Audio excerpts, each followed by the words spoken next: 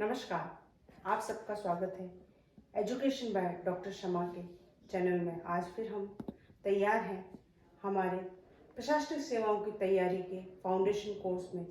सबसे पहले आज हम बीए प्रथम वर्ष के प्रथम पेपर में यूनिट प्रथम की फर्स्ट विषय वस्तु को छुएंगे।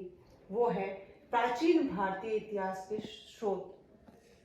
स्रोत वो साधन होते हैं जिसके माध्यम से इतिहासकार इतिहास की पुनर्रचना करता है। भारतीय इतिहास को जानने के स्रोतों के संबंध में अगर हम बात करें तो उसे मुख्य रूप से दो भागों में अध्ययन की दृष्टि से विभाजित किया जाता है। पहला है पुरातात्विक और पुरालेखीय स्रोत, दूसरा है साहित्यिक और साहित्यिक स्रोत। पुरातात्विक स्रोत वे सोर्सेज हैं जो हमें उस काल के विषय में जानकारी प्रदान करते हैं जिस काल के विषय में जो है हमें लिखित साक्ष्य न के बराबर प्राप्त हैं। तो हम ऐसा कह सकते हैं कि आदि ऐतिहासिक काल के विषय में जानकारी हमें पुरातात्विक स्रोतों और से प्राप्त हो सकती है और होती है। इतिहासकार इसी के आधार पर लिखते हैं। इसके अलावा इसी में जो है पूरा लेखीय स्रोतों को भी शामिल करते हैं। ये वे लेख होते हैं जो किसी ठोस वस्तु पर जो है अंकित होते हैं। पुरातात्विक स्रोत मानव के वे हस्ताक्षर हैं जिनमें परिवर्तन करना असंभव है। ये साक्ष्य के रूप में ग्राहक हैं। पुरातात्विक और पुरालेखीय स्रोतों को हम अध्ययन की दृष्टि से 5 भागों में जो है विभाजित करते हैं ताकि अध्ययन को और सरल बनाया जा सके। सबसे पहला है पुरालेखीय स्रोत। पुरालेखीय स्रोतों में हम सबसे पहले जो है वो अगर लें तो पुरालेखीय स्रोतों में अभिलेखों को लेंगे। दूसरा होगा उत्खनन से प्राप्त अवशेष। तीसरे हैं सिक्के, मुद्राएं और मोहरें। चौथा स्मारक। पांचवा मूर्तियां और मंदिर। और सबसे अंतिम छठा शैल चित्र। श्रेणियां इसलिए बनाई गई है ताकि हम जो है उसे अध्ययन की दृष्टि से सरलता से समझ सकें। अभिलेख ठोस वस्तु पर, चाहे वो धातु हो, चाहे वो लकड़ी हो, चाहे वो पत्थर हो, उस पर कुछ भी अंकित है तो वो अभिलेख की श्रेणी में आएगा। अभिलेखों को आगे जो है वो हम 4 भागों में बांट सकते हैं। शिलालेख, वह लेख जो पत्थर की शिलाओं पर अंकित है, जैसे अशोक के शिलालेख। स्तंभ लेख, वह जो स्तंभों पर लिखे हुए हैं, जैसे अशोक ने अपनी आज्ञाओं को जो है गांव के बाहर स्तंभों पर अंकित करवाया ताकि जनसाधारण जो है उसको पढ़े और उन आज्ञाओं का पालन करे। मूर्ति लेख, ये वे लेख होते हैं जो किसी मूर्ति पर बने, जैसे बुद्ध की मूर्ति पर लेख मिले हैं, जैन के जो तीर्थंकर उनकी मूर्तियों पर जो है वो मिले हैं लेख। अंतिम है ताम्रपत्र लेख। तांबे की पत्तल पर जो लेख लिखे जाते हैं वो इस श्रेणी में आते हैं। पुरातात्विक स्रोतों में दूसरा हम जो लेते हैं वो उत्खनन से प्राप्त अवशेषों को लेते हैं।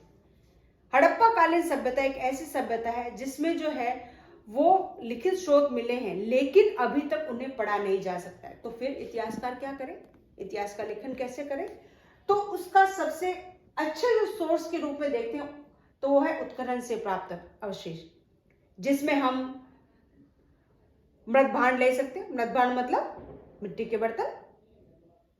इसके अलावा औजार आ सकते हैं, उपकरण आते हैं जिनके आधार पर हम जानकारी प्राप्त करते हैं, जैसे पाषाण युग। अब उस काल का कुछ वहां तो लिपि ही नहीं मिली कोई, तो कैसे इतिहासकार उस काल की इतिहास की जानकारी दे? तो उसका सबसे अच्छा जो है वो साधन रहा कि पाषाण से जो निर्मित उपकरण मिले, इसलिए उसको काल भी जो है स्टोन एज कहा गया, पत्थर का युग कहा गया। तीसरा है सिक्के, मुद्राएं, मोहर। ये सबसे बड़ा पुरातात्विक स्रोत है जो उस काल के आर्थिक गतिविधियों के विषय में जानकारी प्रदान करता है। कॉइन्स, सिक्के, जिस पर जो है राजा का नाम मिलता है, वो तिथि मिलती है जब वो जो है वो चलन में आया। उस किस धातु से बना है, उससे ये उसकी आर्थिक स्थिति का पता चला। अगर सोने चांदी के तो इसका मतलब उस समय की आर्थिक स्थिति बहुत अच्छी रही होगी। ये सिक्के जैसे सुमेरियन सभ्यता से सिक्के मिले हैं, हड़प्पा कालीन सभ्यता के सिक्के मिल गए हैं, तो ऐसा प्रतीत होता है कि अंतरराष्ट्रीय व्यापार की दृष्टि से जो है दोनों में कुछ ना कुछ संबंध रहा होगा।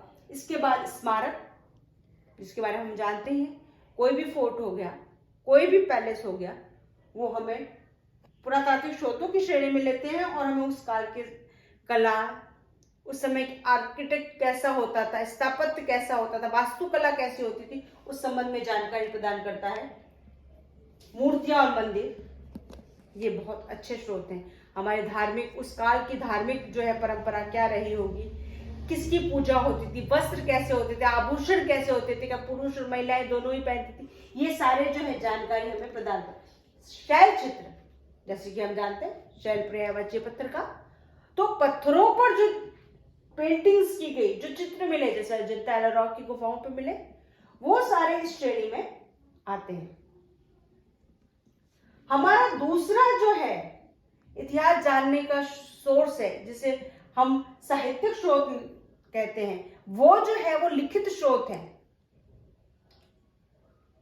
ये लिखित स्रोत जो है वो अध्ययन की दृष्टि से इसे भी हम दो भाग में जो है बांट सकते हैं। क्योंकि हम प्राचीन कालीन भारतीय इतिहास का अध्ययन कर रहे हैं, तो उसमें धार्मिक जो है साहित्य और धर्मेत्तर साहित्य, दो प्रकार के साहित्य मिलेंगे। तो साहित्यिक स्रोतों को दो भाग में बांटते हैं, धार्मिक साहित्य और धर्मेत्तर साहित्य। धार्मिक साहित्य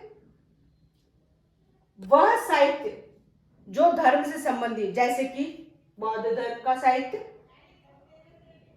जैन धर्म का साहित्य, वैदिक साहित्य, वेद पुराण आरण्यक, ये सारे हैं धार्मिक साहित्य में आएंगे। दूसरा है धर्मेत्तर साहित्य।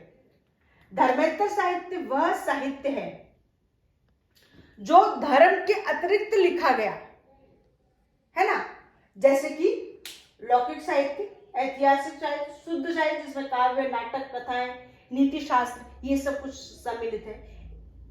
धर्मेत्तर साहित्य विदेशी साहित्य को भी शामिल कर, क्योंकि भारत एक ऐसा धार्मिक रूप से और सांस्कृतिक रूप का केंद्र रहा है कि विदेशी भी, चाहे वो यूनानी हो, अरब हो, चीनी हो, तिब्बती हो, वो यहाँ पर आए हैं और उन्होंने जो है अपने यात्रा के दौरान जो वृत्तांत लिखे, जो डायरियां लिखी हैं, चाहे वो मैगस्थनीज हो, फाइयान हो, हैंसाम हो, इब्न बतूता हो, अल बरूनी हो, उन्होंने जो साहित्य लिखा वो विदेशी साहित्य के अंदर जो है हम शामिल करते हैं। इसमें यूनानी साहित्य, अरबी लोगों ने लिखा वो साहित्य, चीनी साहित्य और तिब्बत साहित्य शामिल है।